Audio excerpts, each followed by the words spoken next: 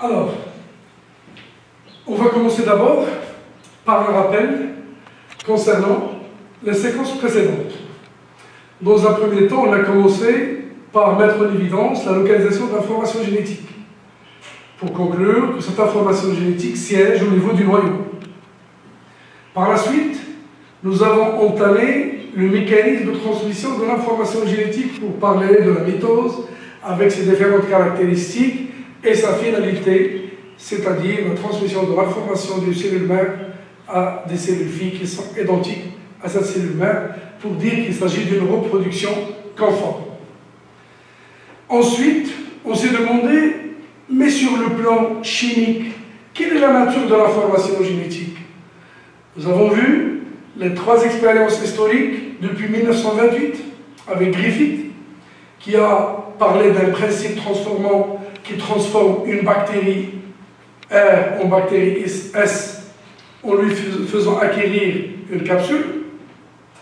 Avery et ses collaborateurs qui ont déterminé la nature chimique de ce principe transformant et dire qu'il s'agit de l'ADN, et Hershey et Chase qui ont confirmé qu'effectivement le matériel génétique est l'ADN. Alors pour aujourd'hui, la question serait de déterminer et de savoir de près les composants, les constituants de cet acide nucléique, à savoir ADN. Alors commençons simple. Là, l'ADN est un polymère formé de 2 chaînes de nucléotides d'ADN, acide désoxyribonucléique. Un polymère, c'est-à-dire il y a un monomère qui se répète, et là un jeu de couleurs pour vous montrer ça. Regardez au niveau de cet endroit-là, c'est toujours bleu, jaune, donc c'est le même motif qui se répète tout au long de cette chaîne. Et parallèlement, il y a une autre chaîne dans laquelle nous avons la même répétition. Par contre, là, à l'intérieur, nous avons utilisé des couleurs différentes. Le jaune avec le vert avec le jaune, bleu, rouge. Donc, ces éléments-là. Là, c'est pour dire que simple, et commencer simple, sa structure de l'ADN, qui est un polymère, c'est-à-dire un motif qui se répète. Qu'appelle-t-on ces motifs? Un motif, c'est un élément ici au centre, exemple, là c'est le vert, puis le bleu et puis le jaune. C'est ces motifs-là qui constituent un nucléotide. Dans l'autre bras, dans l'autre chaîne, nous avons un autre nucléotide. On a gardé le bleu et le jaune ici, le bleu et le jaune ici, pour dire que c'est la même chose, c'est les mêmes constituants qu'on va voir tout à l'heure. Là, nous avons changé la couleur pour dire que c'est des éléments qui changent d'un nucléotide à l'autre. Alors, le message, l'ADN est un polymère, c'est-à-dire il y a un monomère, il y a un motif répétitif qui se répète tout au long d'une chaîne. Ce motif répétitif, ça s'appelle comment? Ça s'appelle nucléotide. Alors, l'ADN est un polymère, le monomère est un nucléotide, donc l'ADN est un polynucléotide.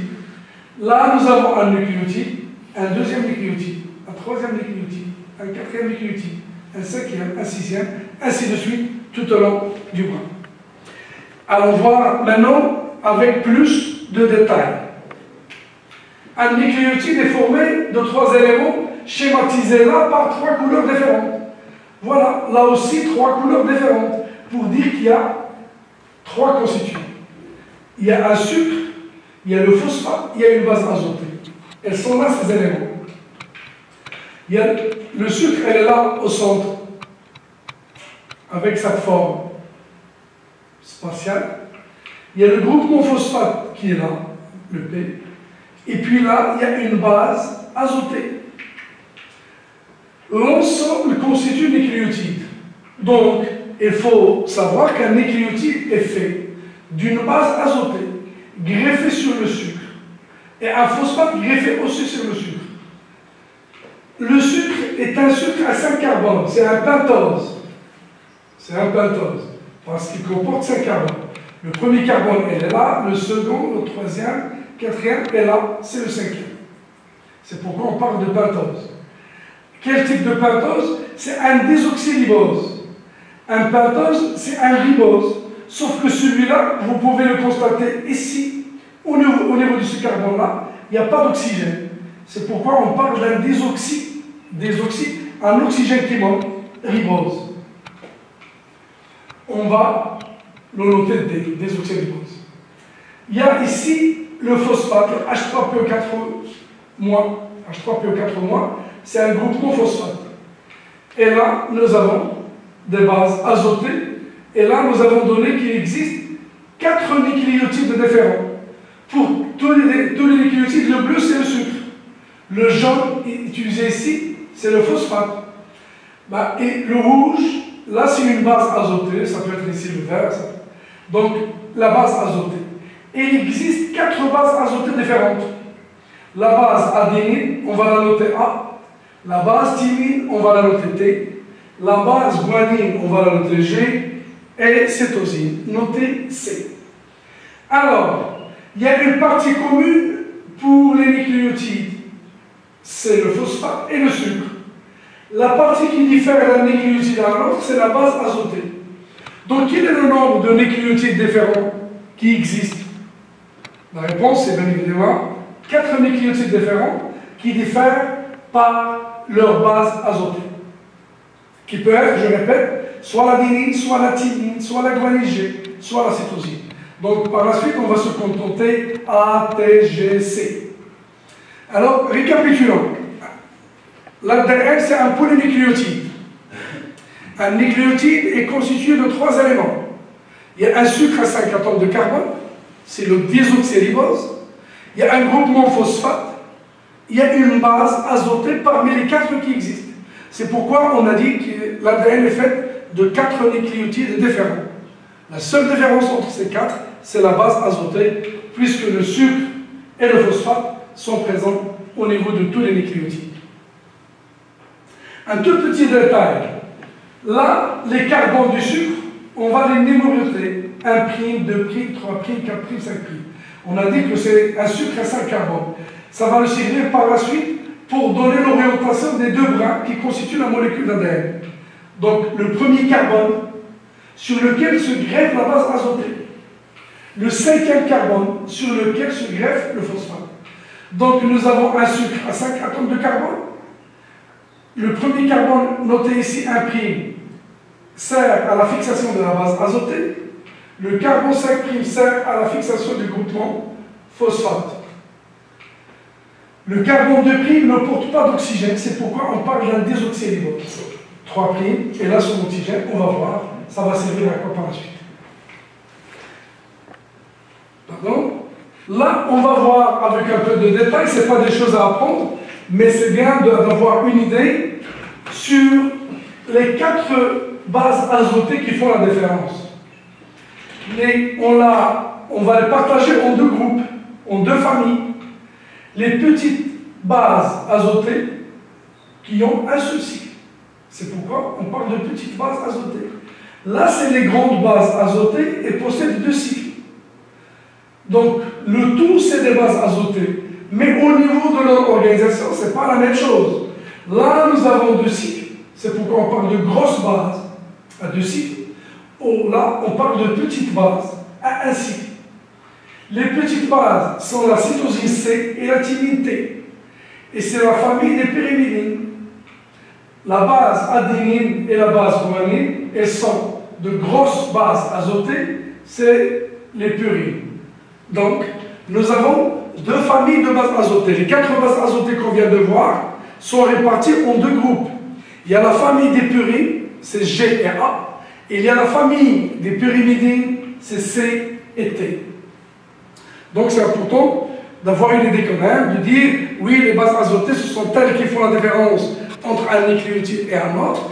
Elles sont au nombre de 4 qu'on a partagées en 2 groupes, les purines qui sont à 2 cycles et les pyrimidines qui sont à un seul cycle. Là, c'est le sucre qu'on vient de voir tout à l'heure. Le sucre avec ses carbones, c'est 5 carbones, 1', 2', 3', 4', et puis le 5'. Bien sûr, 1' et 4', elles forment un cycle. C'est pourquoi il y a cette forme cyclique de ce sucre. Le carbone 1', c'est au niveau duquel se fixe la base azotée. Le carbone 5', sert à la fixation du phosphate pour avoir un nucléotide. Alors, est-ce que c'est clair pour tout le monde? Là, c'est un récap. Qu'est-ce qu'on nous avons ici? Ça représente quoi? Ça représente le sucre. C'est un glucide. Ça représente le sucre. Et en bleu. Là, c'est le groupement phosphate. H3, PO4-. Les H+, elles sont libérées. Ce qui justifie l'appellation acide désoxyribonucléique. Donc, l'ADN est un acide. Car les groupements phosphate des nucléotides libèrent des protons H+. Alors, là, on avait OH, libération de H+. Là, on avait OH, libération de H+. Là, c'est une double liaison O. Le OH ici, l'hydrogène, le proton H+, elle va servir à établir cette liaison entre le jaune, c'est le phosphate, et le carbone 5', qui avait un OH ici. La formation d'une liaison à ce niveau. Donc, le phosphate est se greffe sur le carbone 5'. Là, c'est le carbone 1', sur lequel se greffe cette base azotée. Donc, comme ça, il faut avoir une idée claire sur ce nucléotide, sur cette unité structurelle de l'ADN. Parce qu'on va voir qu'un nucléotide lié avec un autre nucléotide, ça forme une chaînette, donc un polymère. Alors, pour ne pas se perdre, on va revenir et vous rappeler l'ADN fait de nucléotides qui constitue un polynucléotide. On la retrouve où cette ADN? Au niveau d'une cellule eucaryote qui possède un vrai noyau, donc c'est à l'intérieur du noyau. Il y a des cellules qui sont prokaryotes et chez lesquelles on va trouver de l'ADN dans cette zone nucléoïde parce qu'il n'y avait pas une membrane nucléaire chez les prokaryotes. Donc il y a aussi l'ADN chez les prokaryotes, chez les eucaryotes au niveau du noyau. Là, c'est directement au niveau du cytoplasme. Très bien. Alors, on veut se pencher davantage, après avoir mis en évidence la composition de l'ADN, sur la façon dont sont organisés les nucléotides. Et là, on va exposer un travail qui a été réalisé par Charles Gaff, qui a analysé l'ADN extraite de cellules de nombreuses espèces.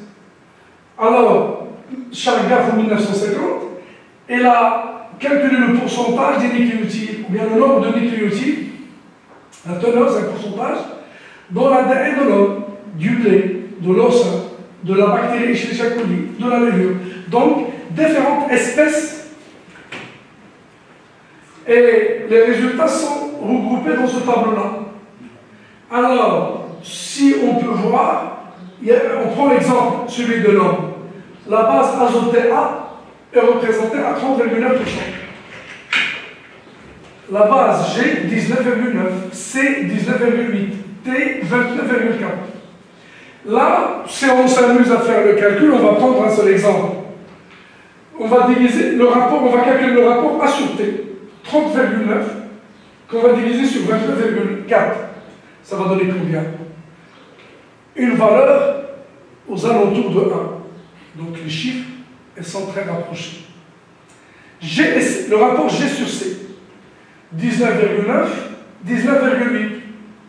C'est également 1. La somme A plus G sur T plus C, 30 plus 19, 29 plus 19. Donc on est toujours aux alentours de 1. Par contre ici, A plus T, 30 plus presque 30, qu'on va diviser sur 19 plus 19. Donc c'est différent de 1. Alors, le rapport A sur T égale à 1, le rapport G sur C égale à 1. Comment on peut expliquer que dans une molécule d'ADN, le rapport A sur T égale à 1? C'est-à-dire dans cette molécule d'ADN, il y a autant de A que de T pour avoir un rapport égal à 1. Donc A doit être égal à T. La même chose, G égale à C. Chose confirmée par la somme des A plus G. Lorsqu'on a parlé des familles, c'est la famille des purines. Ce sont les bases azotées qui ont 2 cycles.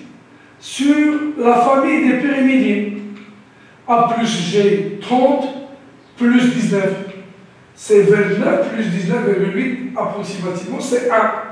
Et donc la somme des bases puriques sur la somme des bases pyrimidiques est égale à 1. Par contre, la somme, une base purique avec une base pyrimidique, c'est différent de 1. Quelle conclusion peut-on tirer de ce calcul? Si on refait le calcul sur différentes espèces, on se retrouve toujours dans ces 3 premiers cases avec des résultats, avec des rapports qui sont près de 1. Là, c'est toujours différent de 1. Alors, une molécule d'ADN possède autant de A que de T, autant de G que de C. C'est-à-dire, la molécule d'ADN, elle est faite de 2 brins, elle est faite de 2 chaînes. Et donc, chaque chaîne, elle est faite de nucléotides. Là où il y a la base A, devant, il y a une complémentarité avec T. C'est pourquoi il y a autant de A que de T. De la même façon, G, elle va s'associer avec C de l'autre bras. Donc c'est cette complémentarité qui fait que l'ADN est fait de 2 chaînes. Alors pour voir ce qu'on est en train d'expliquer, voilà. Les règles de complémentarité, là à la base A égale à T. Pourquoi A égale à T? Parce que si A se trouve sur un brin, sur l'autre brin, on va retrouver T. Elles s'associent et forment des liaisons hydrogènes entre eux. 2 liaisons hydrogènes associent la base A avec la base T. C'est pourquoi il y a autant de A que de T. De la même façon, on a trouvé que G égale à C. Donc il y a autant de G que de C. Et se lient par des liaisons hydrogènes toujours, ces 3 liaisons. Et donc il faut retenir que les 2 brins qui constituent l'ADN et constituent chacun par une succession de nucléotides. L'autre brin, la même chose. Et ces 2 brins sont complémentaires 2 à 2 grâce à la complémentarité entre les bases azotées. A s'associe avec T et G s'associe avec C. Le nombre de liaisons entre A et T, c'est 2 liaisons, et entre G et C, c'est 3 liaisons. Très bien. Après avoir étudié et mis en évidence la composition de l'ADN, la complémentarité entre les bases azotées, il faut aller chercher l'organisation spatiale, la structure de cet ADN. Quelle structure adopte cet ADN fait de 2 brins? Alors là, on revient sur des travaux historiques. Là, nous avons Rosalind Franklin, morte à 38 ans d'un cancer. Elle a reçu, son équipe a reçu le prix Nobel en 1962, mais pas elle malheureusement. Qu'est-ce qu'elle a fait l'équipe de Rosalind? Elles ont fait une radiographie par diffraction de rayons X de l'ADN. Ce qu'on voit ici, c'est une radiographie par diffraction de rayons X à l'ADN. Alors, cette radiographie a servi à Crick et Watson, qui ont eu la chance et l'opportunité d'avoir entre les mains cette radiographie. Et qu'ils ont expliqué, on ne peut expliquer une telle image radiographique que par une structure hélicoïdale en double hélice. C'est-à-dire les 2 brins d'ADN, ils ne sont pas parallèles, un en face de l'autre, mais au contraire, c'est en forme d'hélice et sont hélicoïdales pour pouvoir obtenir une image pareille. C'est pourquoi ils ont proposé un modèle explicatif de la structure de l'ADN à la lumière de cette radiographie et l'ont qualifié, il est connu par le modèle de Watson et Crick. Alors selon ce modèle-là, l'ADN, c'est vrai, c'est 2 brins, mais c'est des brins qui ne sont pas linéaires, elles sont hélicoïdales. Ça, une hélice. Là, une autre hélice. Et donc, ils ont forgé l'appellation. C'est une structure en double hélice de l'ADN. Et les barreaux de cette double hélice, elles sont faites par les bases azotées et leur complémentarité. G et C, A et T, C et G, GC, AT. Donc il y a toujours cette complémentarité pour parler de structures en double hélice. Et nombreuses sont les études par la suite qui ont affiné cela pour dire que la distance entre un nucléotide et un autre, c'est 0,34 nanomètres. Un pas d'ADN est fait 3,4 nanomètres, soit 10 paires de bases, 0,34 fois 10 pour avoir 3,4 nanomètres. Et bien sûr, là, c'est 1 nanomètre de ce côté-là, 1 nanomètre de là, pour dire que le diamètre que fait l'ADN, là, c'est la moitié du diamètre. Le diamètre de l'ADN, c'est 2 nanomètres. Et donc, là, on donne la forme linéaire. On donne la forme linéaire de l'ADN. Alors, pour rappel, on a vu, ça c'est le phosphate, ça le sucre, une base azotée. À nouveau, un autre nucléotide, le nucléotide suivant, phosphate, sucre, base azotée, ainsi de suite. Alors là, si on fait le compte, combien on a de nucléotides? On a un premier nucléotide, un second, un troisième et un quatrième. Là, c'est le premier bras. De l'autre côté, nous avons le second bras. Et également 1, 2, 3 et puis 4. Et l'association et le lien entre les deux bras, elle est faite comment? Elle est faite grâce aux bases azotées et leur complémentarité. T avec A, et s'associe avec 2 liaisons hydrogènes. G et C avec 3 liaisons hydrogènes, ainsi de suite. Et donc, rappelez bien, notez que l'ADN présente une structure en double hélice. C'est le modèle qui a été proposé par Watson et Crick en se basant sur la radiographie par diffraction X obtenue par Rosalind Franklin.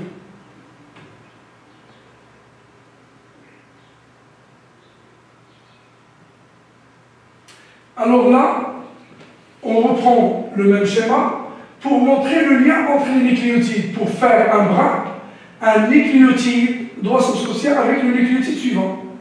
Donc la liaison, là c'est quel carbone ici? C'est le carbone 3'. Hein, on a vu que le carbone 1' sur lequel se greffe la base azotée. 2'. Là c'est le 3'. 4', et puis 5', et fixe là le phosphate. Le carbone 3', il va établir une liaison avec le phosphate du nucléotide suivant. Donc là, c'est une liaison entre OH du carbone 3' et OH du groupement phosphate. C'est une liaison phospho-diester. C'est une liaison d'estérification parce qu'il y a un alcool qui va établir une liaison avec un acide. C'est un détail chimique. Vous allez voir ça en chimie organique. Donc c'est une liaison phosphodiester. Là aussi, de la même façon, une liaison entre ce nucléotide et le suivant, c'est toujours le carbone 3' qui va se greffer au phosphate de nucléotide suivant. Alors là, on va donner une polarité à ce brin d'ADN. Nous avons une extrémité libre 5' phosphate. Le dernier nucléotide est là, une extrémité libre 3' OH. On dit que c'est un brin orienté comment? Elle est orientée 5' P, 3' OH. Ça, c'est l'orientation de ce brin. Regardez là. Le sucre, elle est renversée pour que le carbone 1' soit de ce côté-là et fixer la base azotée A complémentaire à T, 2, 3'. Donc nous avons une extrémité 3' ici, libre. On va continuer. Là, le dernier nucléotide, c'est 5' P. Donc ce brin-là est orienté 3', 5'. C'est l'inverse de ce brin. C'est pourquoi on dit que l'ADN est fait de 2 brins qui sont comment? Elles sont antiparallèles. Pourquoi on a utilisé ce mot antiparallèle? Car un brin est orienté 5', 3', dans ce cas-là c'est celui-là, et l'autre brin est orienté 3', 5'. Et on parle d'un antiparallélisme, et bien sûr, chaque brin, pour rappel, c'est une succession de nucléotides. Là aussi, c'est une succession de nucléotides, Et les bases azotées des nucléotides sont complémentaires 2 à 2, A avec T et G avec C. Alors, si vous avez bien saisi, on va passer à une petite évaluation et vérification de vos acquis. Alors, qu'est-ce que nous avons ici? Ça, H3PO4. C'est le groupe non-phosphate. C'est lui qui confère l'acidité à cette substance qui est l'ADN. Et là, 1, 2, 3, 4, et puis 5. Ça, c'est le sucre. C'est le désoxyribose. C5H10O4. C'est un pentose. C'est un sucre à 5 atomes de carbone. Je répète, c'est le désoxyribose. Là, nous avons les bases azotées. Les 4 bases azotées. C'est quelle base celle-là? Oui, c'est l'adénine. T, c'est la thymine. G, guanine. C, effectivement, cytosine. Donc ce sont les 4 bases azotées. Et vous vous souvenez, on distingue les bases azotées avec 2 cycles, A et G, et les bases qui ont un seul cycle, T et C. Alors, qu'est-ce que vous allez noter ici? Les 4 bases azotées. Et pour finir, là, qu'est-ce que nous avons ici? C'est un groupe non-phosphate greffé sur le carbone 5' du sucre. Et là, c'est une base azotée, laquelle? Guanine, greffée sur le carbone 1'. Le tout, c'est quoi? C'est 3 éléments. La base azotée, plus le sucre, plus le phosphate, ça forme un nucléotide. Alors, merci pour votre attention et j'espère que vous avez bien suivi la composition de l'ADN, sa structure, parce que nous avons détaillé davantage cela. Elle constitue le support de l'information génétique. La prochaine fois, on va voir la relation entre ADN et chromosomes et chromatine que nous avons évoquée à l'occasion de l'étude de la mitose. Merci encore une fois pour votre